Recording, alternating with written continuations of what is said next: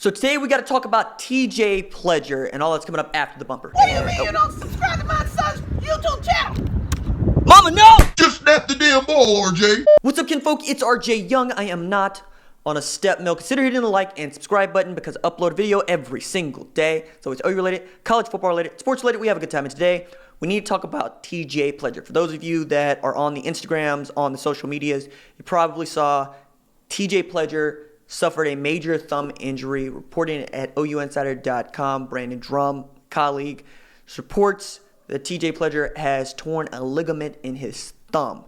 One of the reasons that you probably didn't see him on the depth chart that I had all the jokes about, but what you saw was Kennedy Brooks, then you saw Trey Sermon, then you saw T.J. Pledger listed on the depth chart. No Ramondre Stevenson, no Marcus Major. You're probably more likely to see Ramondre Stevenson and Marcus Major now that T.J. Pledger is apparently out for the Houston game. We'll see what this means for the rest of his season, but it feels like he's going to be out for several weeks. You hate to see it for that kid because he has worked very hard over the course of just, over a year at Oklahoma. Part of that vaunted 2018 class, the one where Buki led, coming in late as a five-star corner, but T.J. Pledger brought Buki with him, and you got to believe that the two of those guys being so close, coming out of IMG Academy together, going to Oklahoma, expecting to do big things, it's going to hurt, right? Because Buki is one of those guys that's probably going to start at nickel, if not play a lot at nickel in Grinch's defense, at least against Houston, if not over the course of the season. Pledger was looking to have a breakout year, there's little room in that running back group, but Kennedy Brooks and Trey Sermon were always going to feel like the guys that are going to get the bulk of the carries.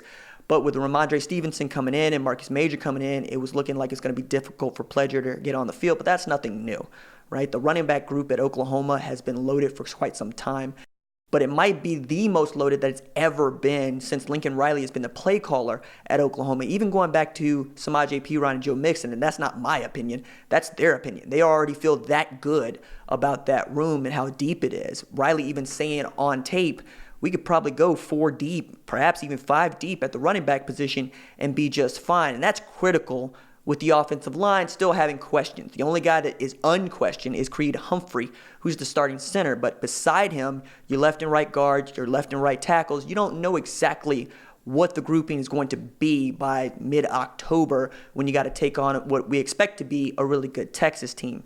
And now that Iowa State looks suspect at best, needing triple overtime to knock off FCS Northern Iowa, you're looking at perhaps maybe Oklahoma State earning a ranking and being the only other ranked competition for Oklahoma on the schedule.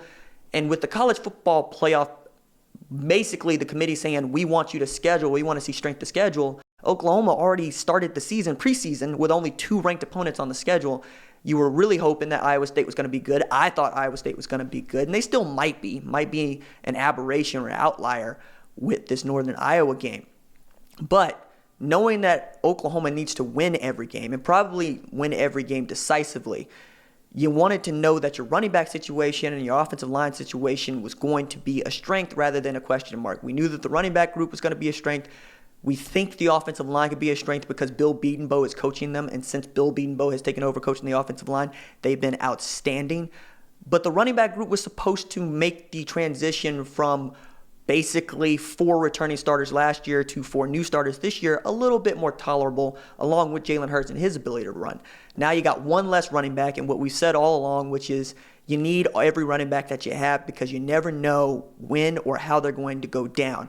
Folks have said for a long time, like T.J. Pledger, how is he going to get a role? How is he going to get to carry the ball? Well, last year you started out with what you thought was 4 really good running backs, perhaps even 5. You could go Rodney Anderson, Trey Sermon, Kennedy Brooks, Marcellus Sutton, and then T.J. Pledger.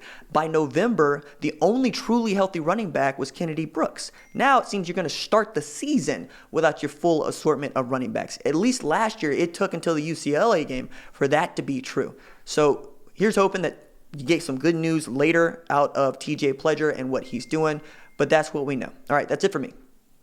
Deuces.